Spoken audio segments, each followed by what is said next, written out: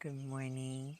So, this is a practice for those mornings or maybe middle of the afternoon where you just feel a little bit sluggish and like you need that assistance in putting your body back on. Huh? So we are going to experiment with the inversion known as Pincha Mayurasana, also known as forearm balance. So where this is what becomes your feet. And the assistance of a wall might come in handy. So if you got one of those, bring it along. And just a yoga mat. Okay, so the first thing that we're going to do is we're going to soften the area between the shoulder blades. So the upper thoracic spine, we want to let that release a bit. So let's begin here kneeling in our forearms. And as you kneel into your forearms, have it so, go ahead and set the stance for your what will be your feet, yeah? Make them very sturdy and strong here. And then from this, just soften between the shoulder blades and lift back up and puff up again. Soften between the shoulder blades and puff up again. Soften and up. And if you feel like you could already get going on feeling a little bit more invigorated, come off of your knees and soften and up. Just keep those legs engaged.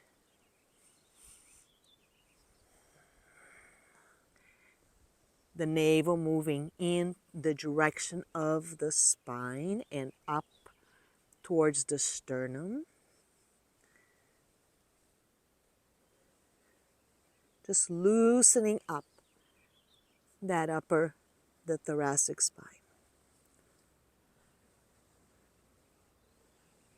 And when you're done,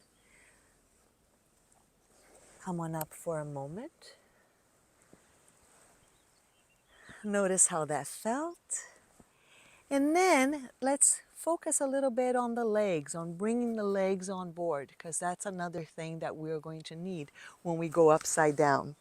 So let's take Adho Mukha Svanasana, come into your downward facing dog, but go ahead and start with the legs bent. Maybe the hamstrings haven't had a chance to warm up yet today, so just start with the legs bent. And here with the legs bent, with the hips aligned, with the arms nice and strong, decompress the spine. So let the whole vertebrae drop off of the pelvic floor.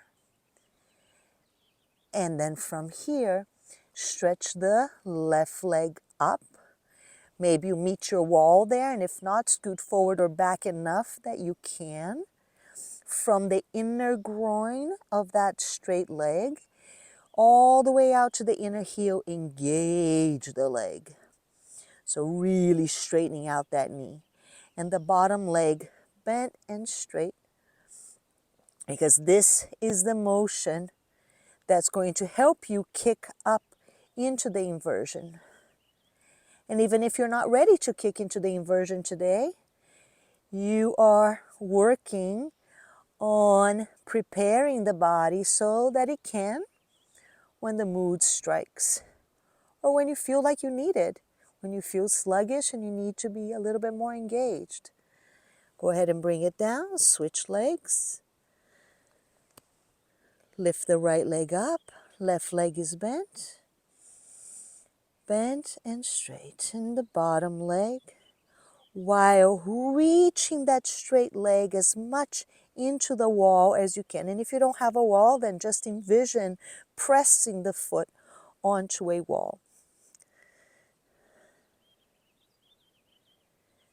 So the point here is that as you prepare to kick, that you maintain the kicking leg very straight and strong. And the bent leg nice and fluid, nice and mobile, and that you keep your hips aligned. That's really, really helpful. And when you're done, go ahead and bring both knees down into the ground.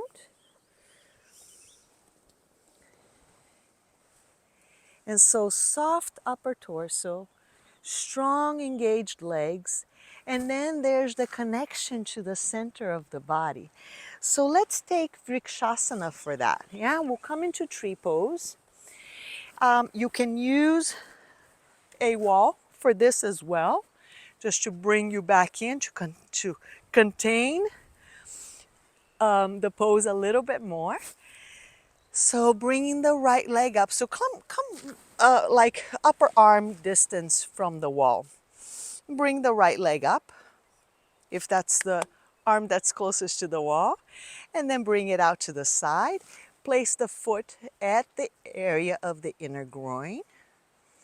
And so now you have not just the support of the ground underneath you, but also of the wall to help you connect more to the center of the body. And so here, the inner groin of that bent leg is opening out towards the knee, which encourages the outer glute to draw in. And then as the foot presses into the inner groin of the straight leg, that straight leg also presses onto the foot. If you want to use a little bit more of the support of the wall, take that arm that's closest to the wall, the right hand for me, and press down on it to increase a lift through the side body. Breathe. Maybe the opposite arm reaches up. Breathe. And maybe both arms reach up. Maybe clasping the hands together, releasing only the index fingers. So maybe here already you're starting to feel more invigorated, yes? And you don't necessarily have to go upside down. Just taking these 3 principles of practice that are required for inverting.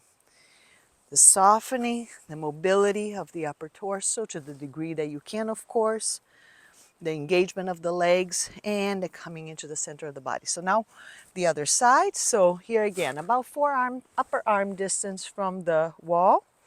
Bring that left knee up, bring the knee out, place the foot right at the inner groin. Walk in a little bit if needed. So you are using the wall as resistance to draw back in. So here, the inner groin of that leg is moving out, the outer glute is moving in, pressing down through the foot that you're standing on, and allowing that to rebound you back up, as it is the case with the wall, to rebound you back in. Same as we did on the other side, pressing down to the wall so that you can lift more through the waistline on your left side. And then maybe reaching both arms up, releasing only the index fingers. Make sure you're not carrying your neck up with you. So the tips of the shoulders dropping down towards the waistline. And then from the perineum, you rise up, all the way up through the sternum to the top of the head, actually to the top of your fingertips. Close your eyes if it feels appropriate. Breathe. Squeeze those arms, lengthen, lengthen, lengthen. And release the pose. Draw the knee back in, step it down. Now let's use the wall to prepare to move into the pose. So go ahead and come into kneeling. And we're going to step onto the wall. If it feels appropriate, we'll just take it step by step and you see what's right for you today. So kneeling, so that the knees are in alignment with the hips. And now we're going to come back to that forearm position. And in here, really making sure that you begin to see the forearms as if they were your feet. How lovely to have feet this long, huh? That would give a lot more stability for me, I know for sure. So pressing down into the wrists. Actually, it's kind of nice to open up the palms first and then leave those upper arms really steady there as you bring the hands back in. And of course, it's always helpful if you feel like the hands are not, the arms don't stay stable like this, to use a block between the hands or a yoga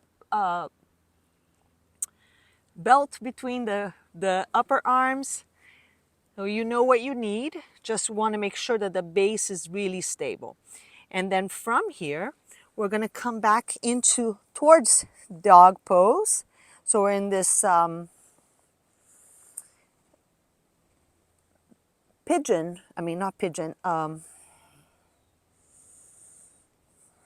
dolphin pose. Lifting up through those hips, keeping the knees on the same plane. You can walk your feet together. And now keeping the knees on the same plane, bring one foot up. You can straighten out that bottom leg, leave the foot right where it is, and then the other foot comes up to that same level. And then here, bring the hips up. And so you're softening between the shoulder blades, releasing, decompressing the spine from the pelvis. Legs are strong. If you need to come down, you come down. If you can take it a little further and maybe bring one leg up, do that.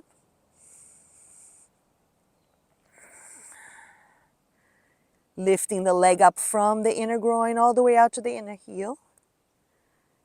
And maybe coming down, taking a pause, or maybe lifting the second leg up.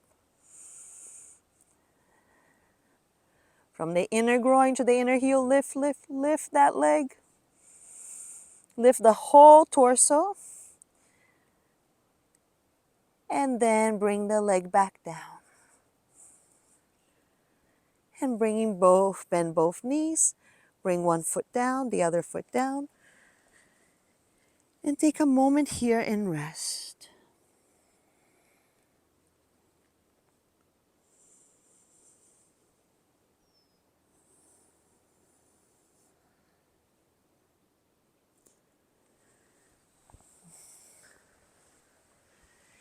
Now, for those of you who are playing with balance and haven't yet built the confidence to kick up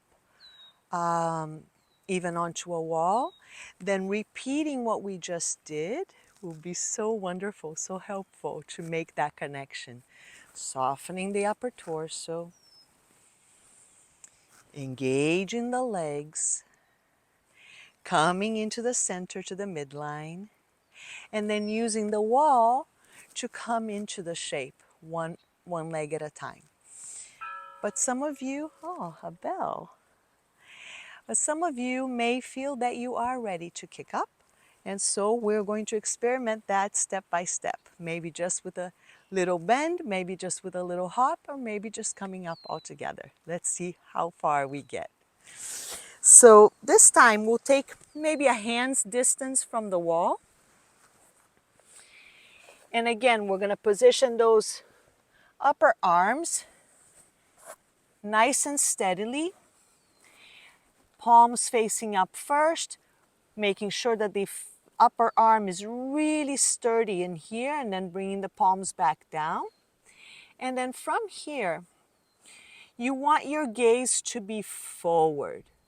So really that's softening between the shoulder blades, right? So we did this work in the very beginning.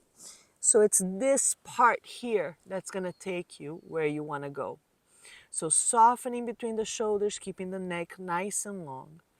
And then from here, again, we're going to lift those hips up, move towards that dolphin position. Knees are bent.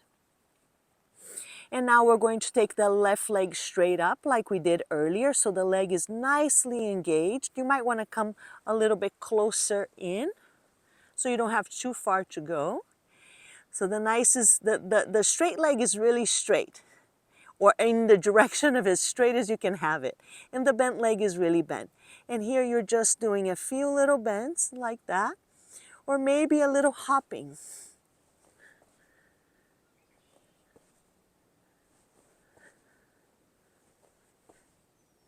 And then taking a pause. Right, so it's nice to work these drills because they are invigorating to the body and they get circulation going. And so a Kapha dosha, right, that tends to stagnate a little bit more and not have that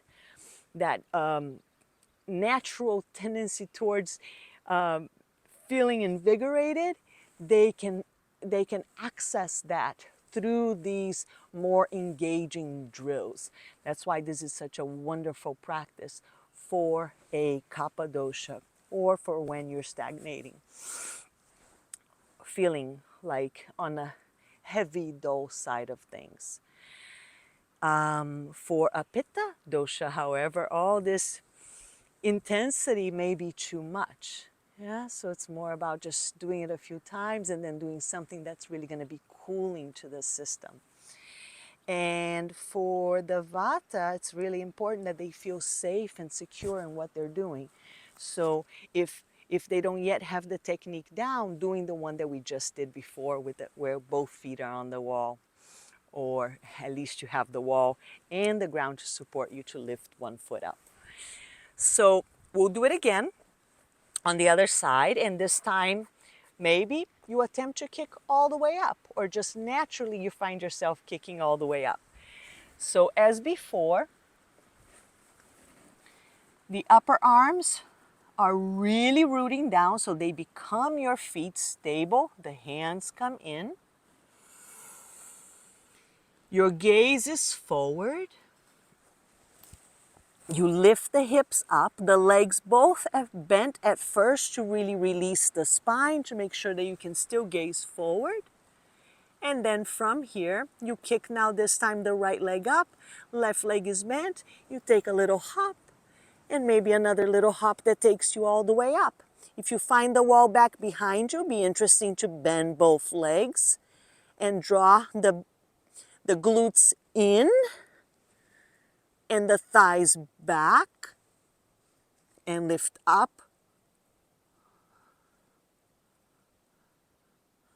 And breathe. Maybe one leg comes up. Maybe the other leg.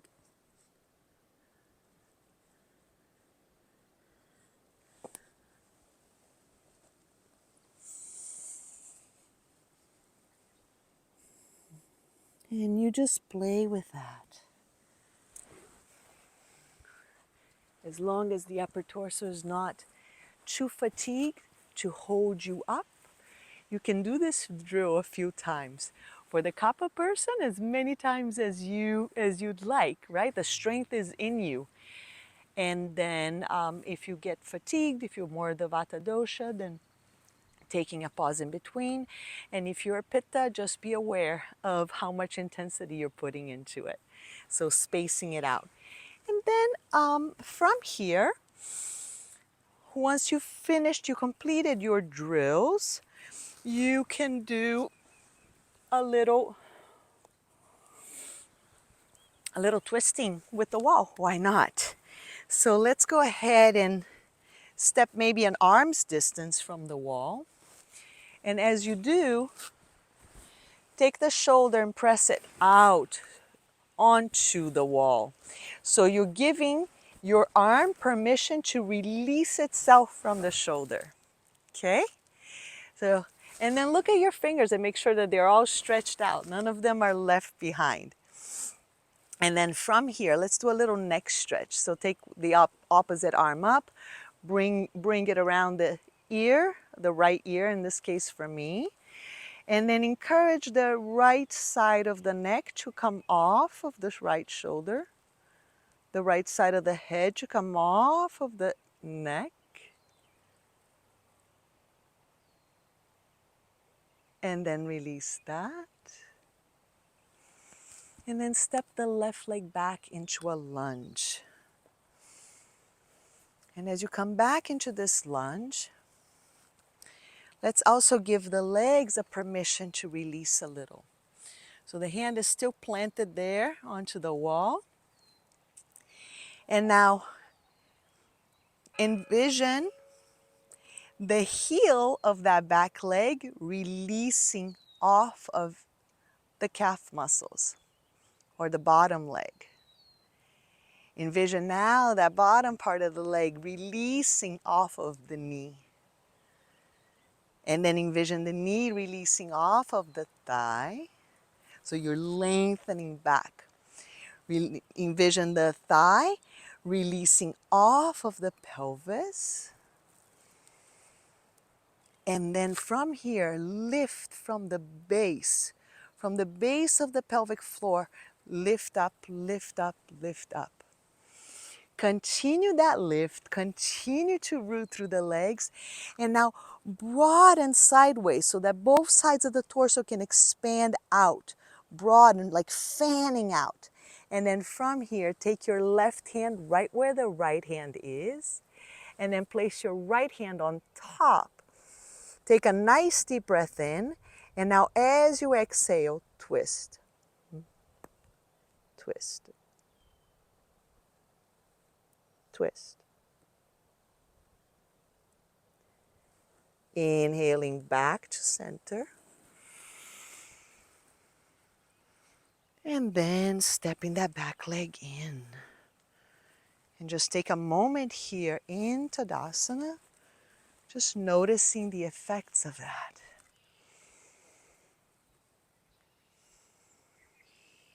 Shall we do the other side? Let's go. So this time, let me see.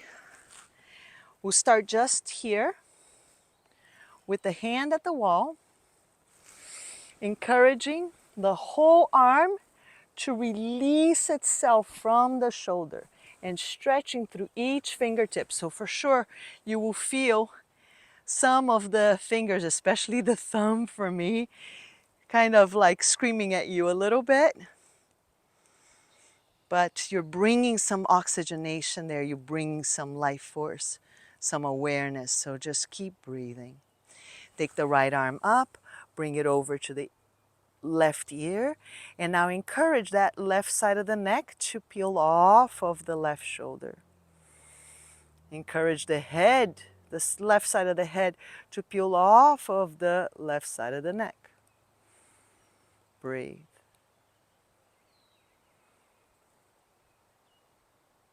And then come back to center.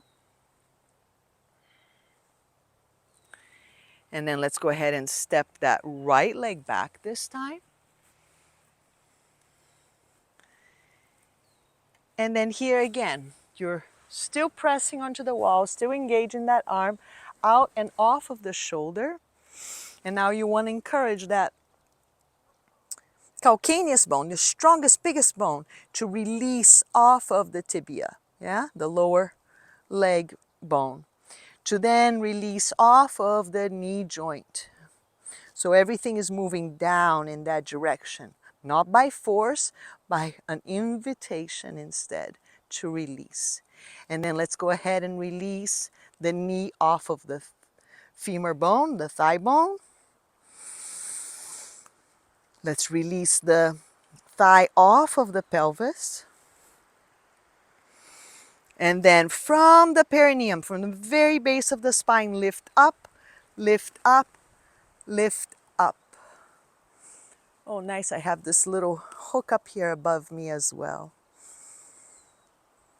And then from here, begin to fan out. So the whole side of the torso, envision it broadening to the right. The whole left side of the torso, envision it broadening it to the left. So broaden both sides with your breath, with your awareness, and then come around, stepping the right hand right where the left hand is. And then taking your left hand up above it. Take a nice deep breath in. And then on the exhalation, twist. Breathe in, inhale again, lengthen the spine, broaden, and then on the exhalation, twist. Inhale. And exhale, twist. Once more, inhale. Exhale, twist.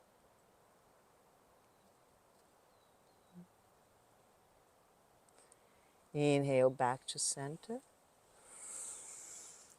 And step that right foot in. So back into Tadasana now.